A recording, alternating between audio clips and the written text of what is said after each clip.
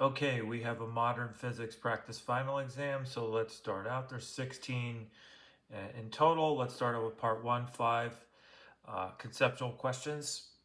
Okay, so part one. So for number one, explain the physical meaning of the wave function psi of xt in quantum mechanics. What quantity is directly measurable? So I'm just going to start up here.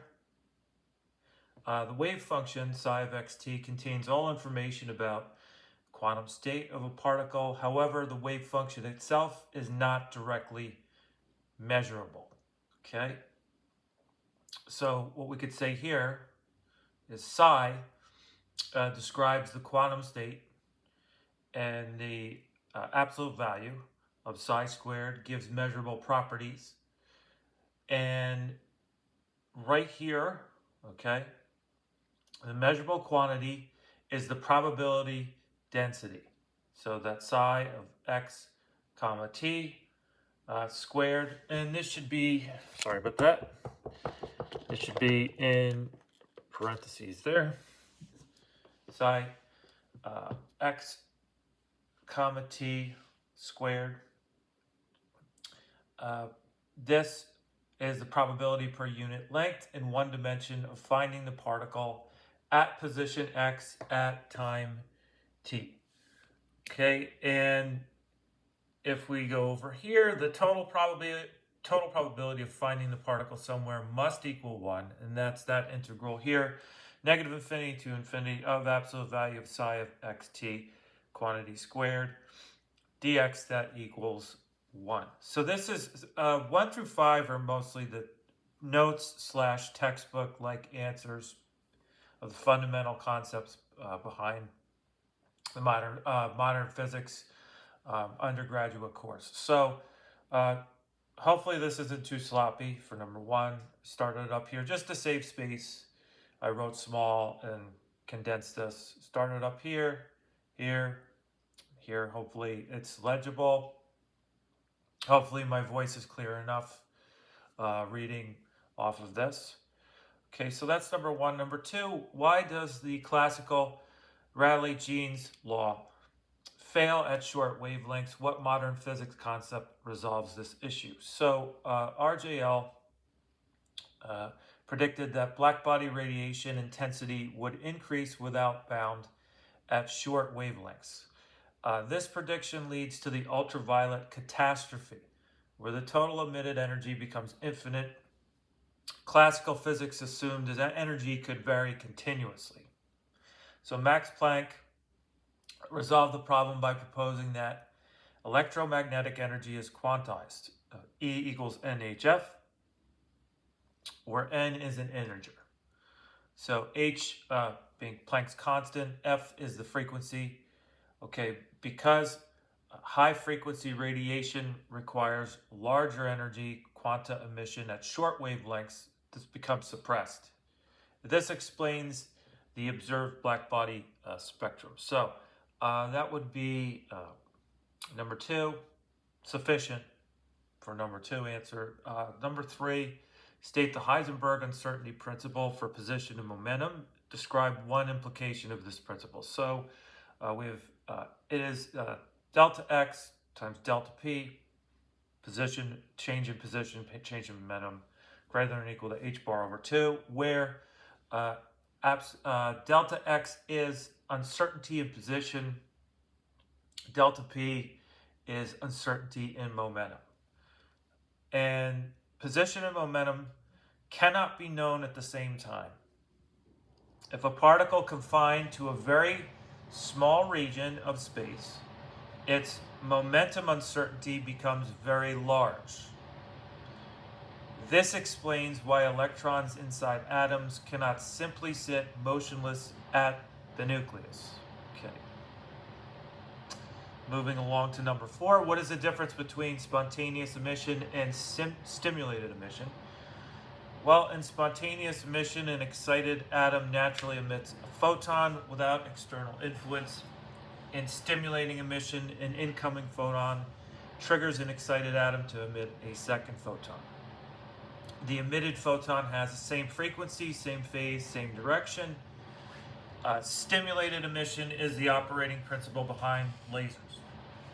Okay, that's number 4. And number 5, particle is trapped in a one-dimensional infinite square well. Why can the particle never have zero total energy? So we could say this, for a particle in an infinite square well, the allowed energies are E sub n equals n squared h squared over 8m L squared, where the quantum number must satisfy n equals 1, 2, 3, going on and on and on, whole number, positive whole numbers. From here, there is no n equals 0 state, okay? If the particle had 0 energy, then the momentum would be exactly 0 and position would be precisely confined. This would violate the uncertainty principle. So we can say, therefore, the particle must possess a minimum non-zero 0-point energy. Okay, so that's for 1 through 5 were conceptual questions. Again, that's standard textbook notes type information. That's prerequisite for basis of solving a lot of problems in modern physics. So let's move along now into the quantitative section, problems 6 through 16. So there'll be 11 total quantitative problems. So let me get these started. So let's start with the quantitative problems, part 2. Whoops. Okay.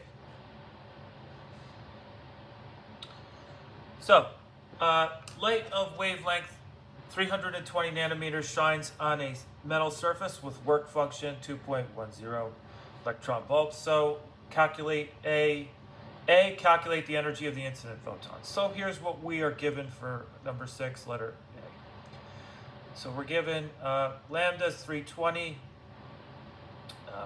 and then we have here, this is going to be converted to meters, 3.20 times 10 to the negative 7th meters, because it was in nanometers. Convert to meters. And then we have our electron volts. Phi equals 2.10 eV. And for the photon energy, we're going to use E equals hc over lambda. Okay, so we're just going to substitute this information in here. Okay, there's speed of light, 3.00 times 10 to the 8th approximately, and just substitute this in, 6.626 times 10 to the negative 34th, right? Times that over 3.20 times 10 to the negative 7th. You're just substituting. Convert, substitute in your energy here. It comes out to 6.21 times 10 to the negative 19th joules. Convert that to electron volts by dividing by 1.602 times 10 to the negative 19th joules. And we're going to get in electron volts 3.88 eV. Okay. So, there we have it. Letter B.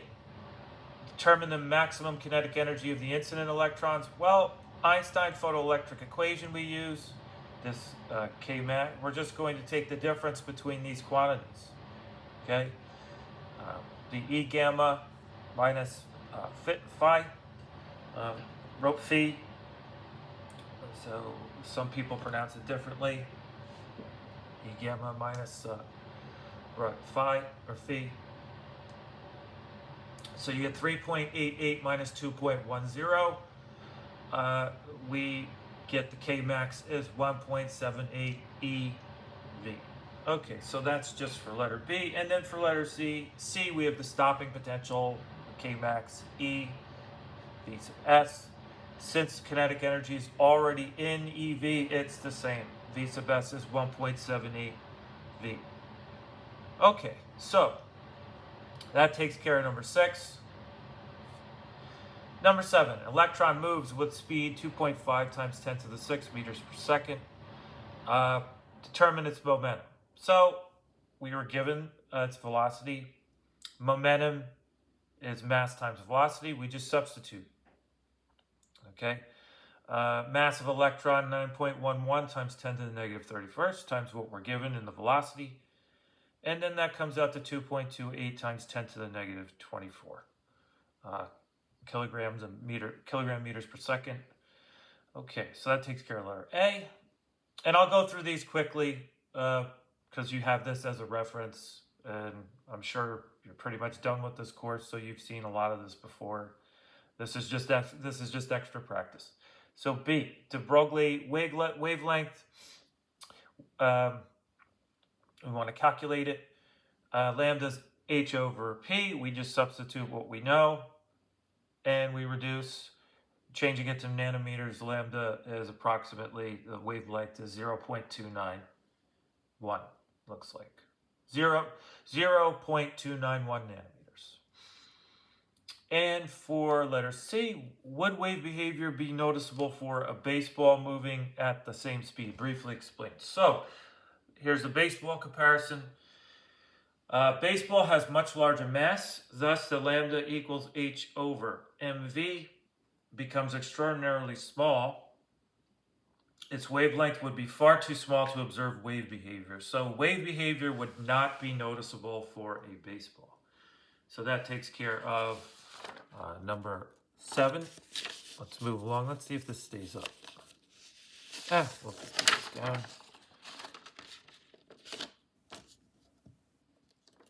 Okay, number 7. Done. Number 8. Here we go.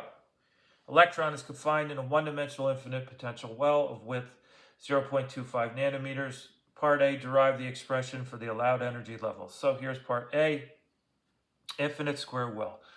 So inside the well, V of x equals 0. And the time-independent Schrodinger equation becomes this. Negative h bar squared over 2m, and then second derivative psi x squared over x. Second derivative of psi respect to x equals E psi. So, in this situation, and this is textbook stuff, solutions are sinusoidal. Sine of x, psi of x equals A sine of kx. Our boundary conditions would be psi of 0 is 0 and psi of L is 0. So thus we could say K times L, that product is equal to N pi, and K would equal N pi over L. This is also textbook stuff, energy relation. E equals h bar squared k squared over 2m. And we do is just substitute here. Okay.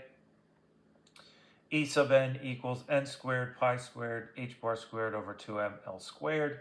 And an equivalent form of this is E sub n equals n squared h squared over 8m L squared. You're probably, if you've taken the modern physics course or quantum mechanics, very familiar with that.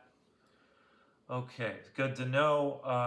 Part B, calculate the ground state energy. So we're given for L equals 0.25 nm. We'll use E sub 1 equals h squared over 8mL squared. Okay, where n is equal to 1, right?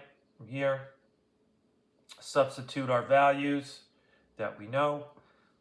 Okay, so h squared, we know h, square that over 8 times mass of electron times the length that we have. Just make sure we convert that length.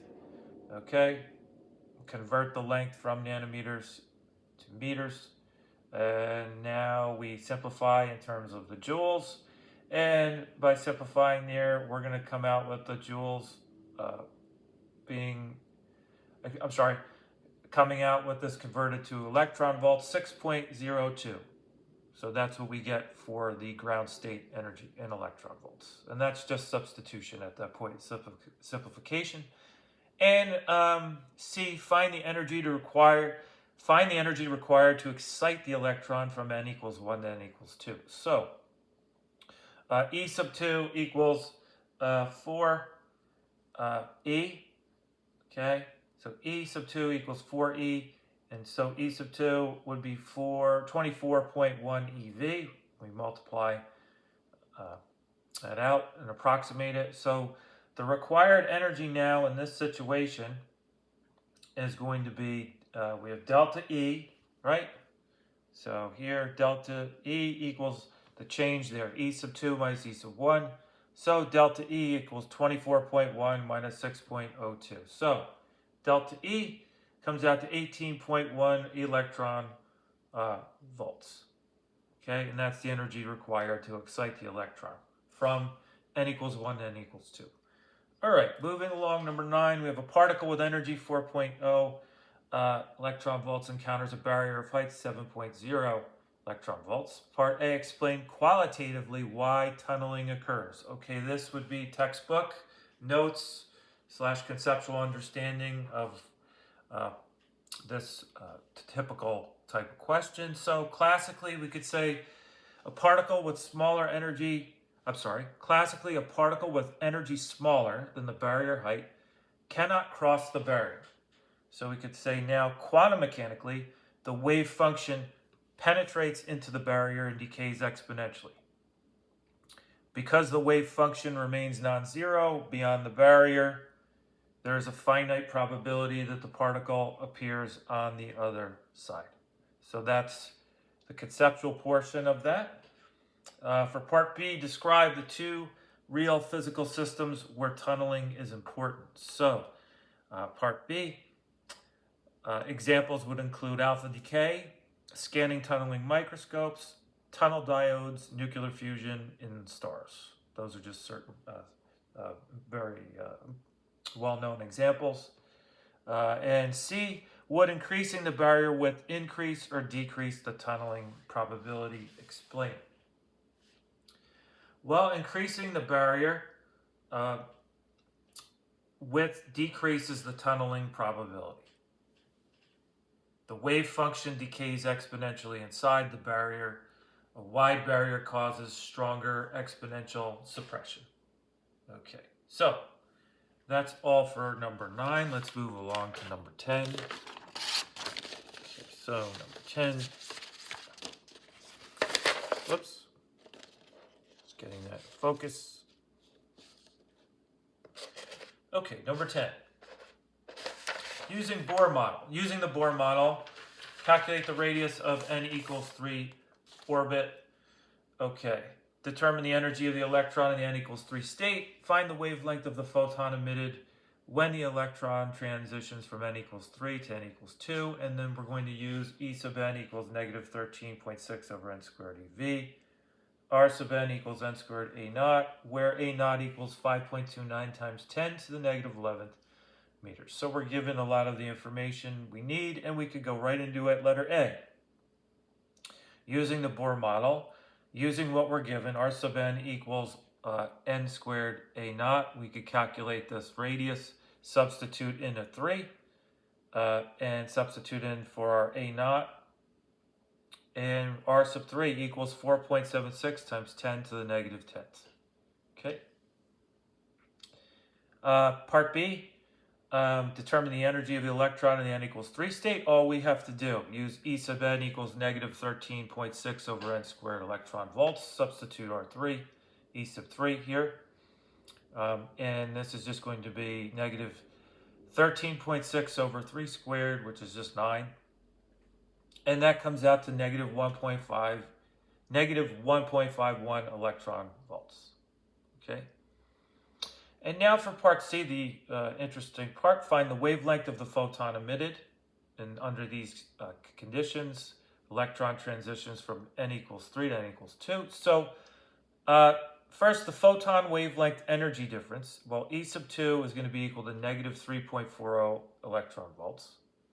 So after getting that, if we want the change in the electrons, right, we get 3.40 minus 1.51, because we have the 1.51 for E3. Okay, so this is the change. So the change here, we're going to get 1.89 electron volts. Now, converting this to joules, okay, change in E is going to be 1.89 times 1.602 times 10 to the negative 19th. So we're going to get the change in E is 3.03 times 10 to the negative 19th joules. Now from here, one more thing we need. Okay, so we need the wavelength formula. So that's going to be equal to hc over change in E. So here's h, 6.626 times 10 to the negative 34th times speed of light over 3.03 times 10 to the negative 19th, our change in E. And that's just going to come out to, when we simplify it, 656 nanometers. And this is the Balmer alpha line. Okay. 11. Spacecraft travels at 0.80 C relative to Earth. A, calculate the Lorentz factor gamma. So let's do this first. The relativity, Lorentz factor gamma equals 1 over square root of 1 minus v squared over c squared. We substitute our values. We're going to get for our gamma 1.67. Okay. Now for B, if 12 years pass on Earth, how much time passes on the spacecraft? So the time dilation, delta t, is going to be equal to the gamma delta t naught. Isolating the change in t naught, the proper time of the spacecraft, that's going to be a change in t naught. Just substitute, be 12 over 1.67. So that change in t naught is approximately 7.2 years. And our length contraction for part C, right here for part C, a 2-meter rod is a line parallel to the direction of motion. What length is measured by observers on Earth? So with the length contraction here, we have L equals L naught over gamma equals 2.0 over 1.67. And that length comes out to approximately 1.20 meters. Okay, so that takes care of that. All right, number 12. Let's see if this holds up or not this time. I don't think it will. Nope. Okay, let's get this out of the way.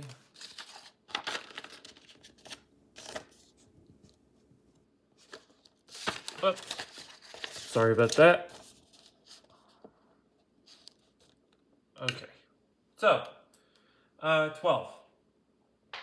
An X-ray photon of wavelength 0.080 nanometers scatters from a stationary electron at an angle of 60 degrees. Part A, calculate the change in wavelength. Part B, determine the scattered wavelength.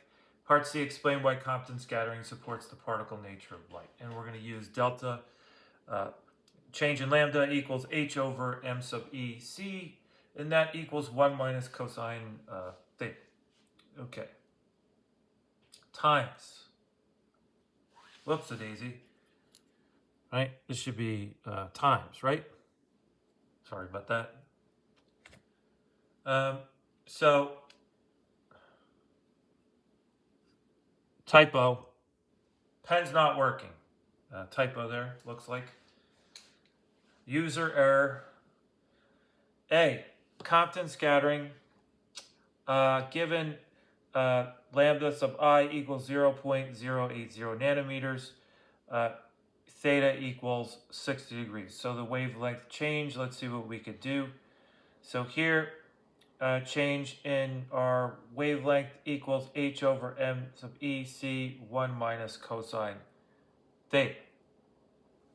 Compton wavelength constants, h over m e c equals 0.00243 nanometers, and the change in the wavelength, we're going to wind up with this, okay, times this. So it was 0.00243 times 1 minus cosine, cosine of 60 degrees. Well, that looks like it's 1/2, 1 minus 1/2 times that, 0.00122 nanometers. Okay, let's see if this pen is now working here. Let's see. So this should have been a times, right? Okay. Sorry about that. So, part B, scattered wavelength. So, lambda sub f equals lambda sub I plus change in lambda. So lambda sub f, substituting this is going to be 0.0 0.80 plus what we have here, our change 0.00122. So lambda sub f is 0.08122 nanometers. Okay, that would be our scattered wavelength. Okay, so let's see here. Part C, explain why Compton scattering supports the particle nature of light. Okay, so this is more of a textbook answer, notes answer. Compton scattering shows photons carry momentum. The scattering behaves like a collision between particles, and this supports the particle nature of light. Okay. 13. Particle in one dimension is described by the wave function psi of x equals ae to negative ax squared, where capital A and lowercase a are positive constants. Part A, normalize the wave function. So for part A, and this should look familiar, this is fundamental quantum mechanics here. Gaussian wave function, we're given psi of x equals ae to the negative ax squared. So the normalization requires this. We're going to take the limit from negative infinity to infinity of absolute value of psi, quantity squared dx, or modulus squared, some would say. So a squared, negative infinity to infinity of this quantity e to the negative 2 ax squared dx equals 1.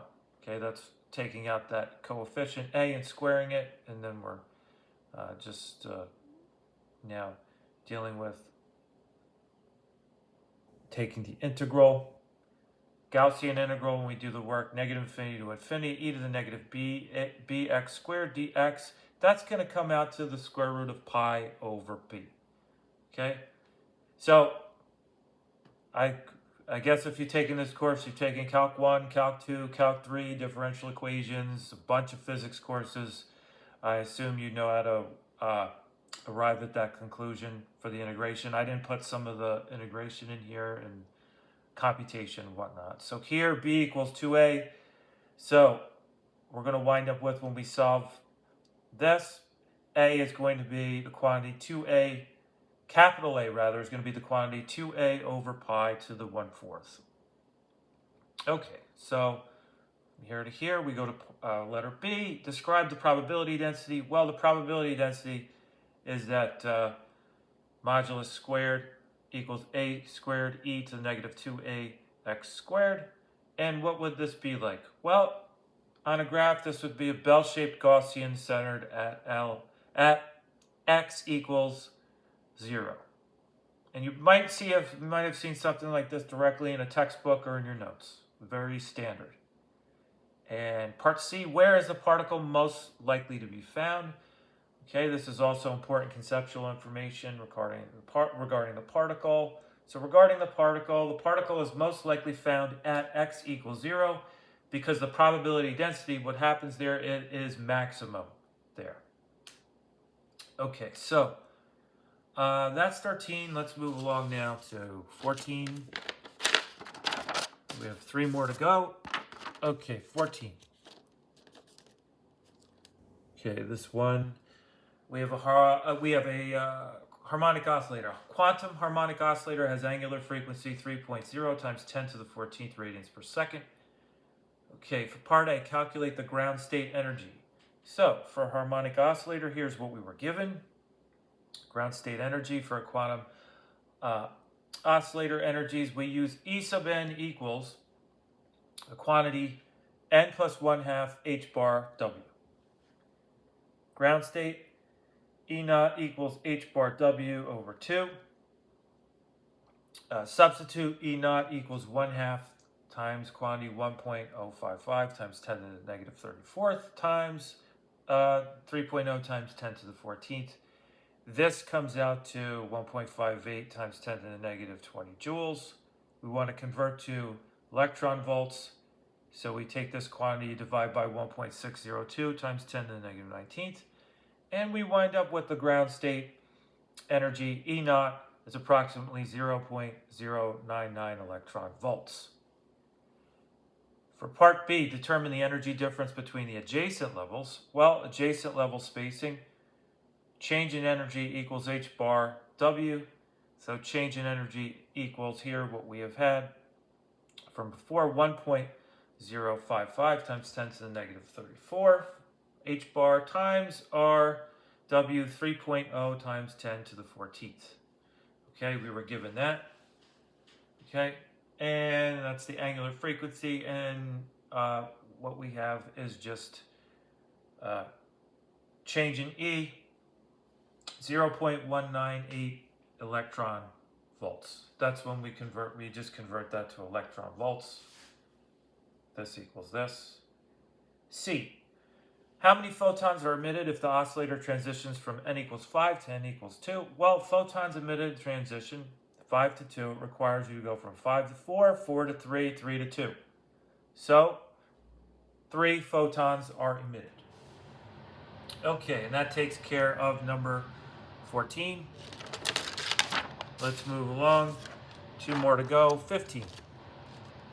Okay, and this might look familiar, especially, well, if you've done this course or differential equations. A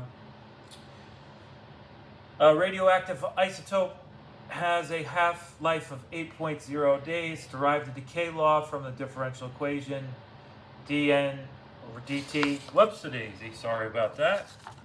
A little bit of humor. Okay, so differential equation dN over dt equals negative lambda n. Part B, calculate the decay constant.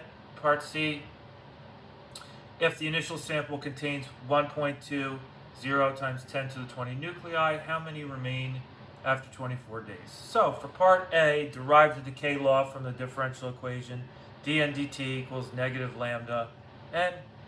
Okay, so n of t is going to be the number of nuclei remaining at time t, and this lambda is the decay constant. And this should look familiar. Integrate on both sides, you get 1 over n dn negative lambda. Okay. Negative lambda dt. Ln of n equals negative lambda t plus c. Exponentiate using base e on both sides. Okay.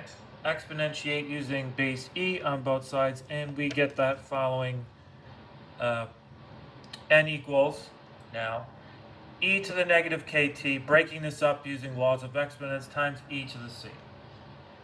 Okay, so we're going to let e to the c equal n naught. Okay, n naught will be the initial amount of nuclei at time t equals 0. And what we could do is we could write this as n of t equals n naught e to the negative lambda t. And again, n naught is the initial nuclei at t equals 0. This should look very familiar from calc and differential equations, and probably should have gone over it in modern physics also. So just solving a separable differential equation here, not too bad. Good stuff to know. Tons of applications of this. Part B, we want to calculate the decay constant. So, half-life here, half-life is 8 days, okay, because it was given half-life 8 days. So, for that, we're going to take natural log of 2 divided by lambda. So, manipulate this formula, the t, so 1/2 equals ln of 2 over lambda. Get lambda by itself, so it's lambda equals natural log of 2 over t sub 1/2, and just substitute. So lambda equals 0.693 over 8. That's all. So lambda equals 0.0866. That is our half-life, our decay constant. My apologies. That is our decay constant. Okay, we were given the half-life. This is decay, lambda decay constant. Sorry about that. C, given n naught equals 1.2 times 10 to the 20th. and t equals 24 days. So we could say, use our equation that was derived, n equals n naught e to the negative lambda t, and just substitute everything we know. Substituting everything that we know, and n is approximately 1.5 times 10 to the 19 nuclei. That's how many remain after 24 days. All right, so that's 15, and we just have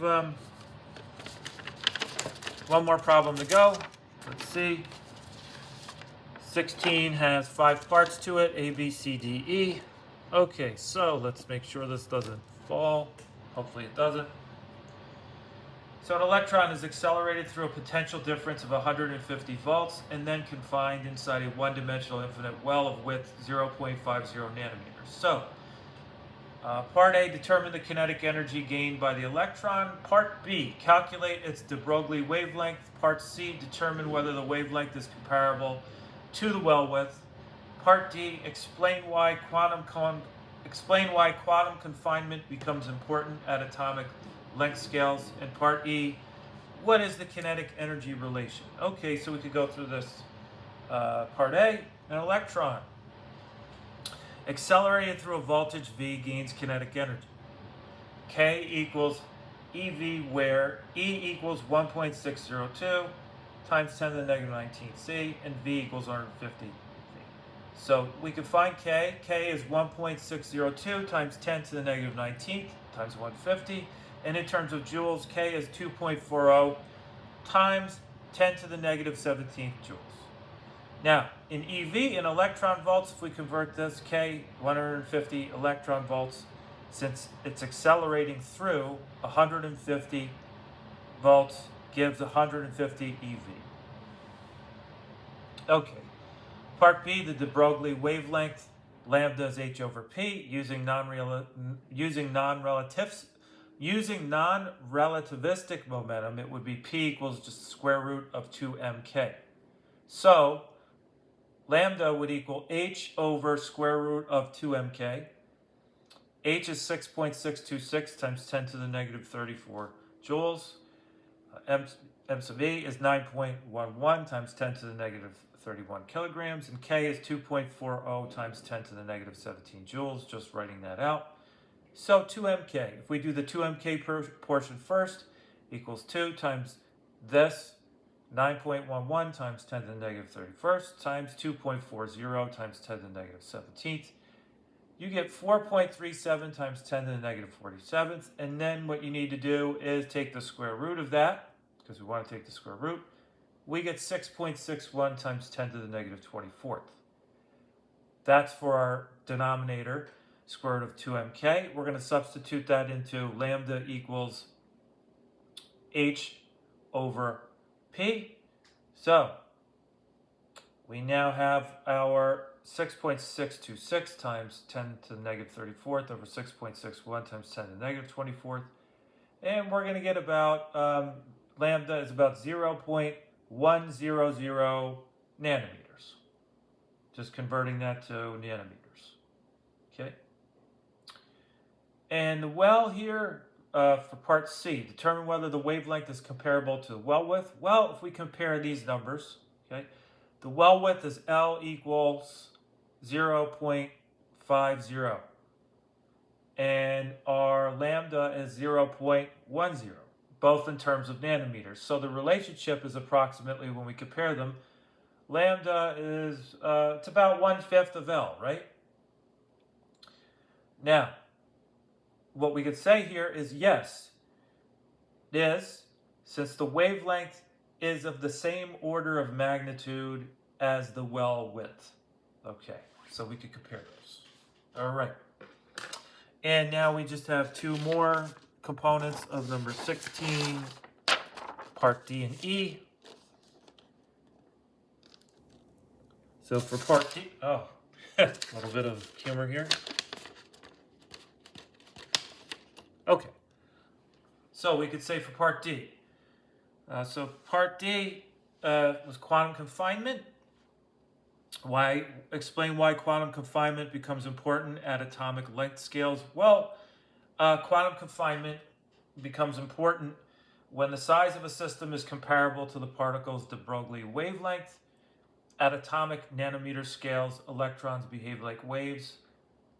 Boundary conditions restrict wavelengths, and energy becomes quantized instead of continuous. So electrons in tiny regions, atoms, quantum wells, quantum dots, can only occupy discrete energy levels. Okay, so that's all you would need for D. That's a textbook type question. Good for comprehension. Good to know. And the last one for this, letter E, what is kinetic energy relation? What is the kinetic energy relation? Well, the kinetic energy relation for a non-relativistic particle, K equals P squared over 2m, using de Broglie momentum, momentum P equals H over lambda. Substitute into the kinetic energy, K now equals 1 over 2m times the quantity H over lambda squared. So K equals H squared over 2m times lambda squared. And this relates kinetic energy to the wavelength. So that's all for this practice exam in modern physics. Hopefully it helps as a supplement for getting prepared for the exam, and study as much as you can and learn as much as you can. This is just a supplement. All right, everyone, thank you very much and have a great day.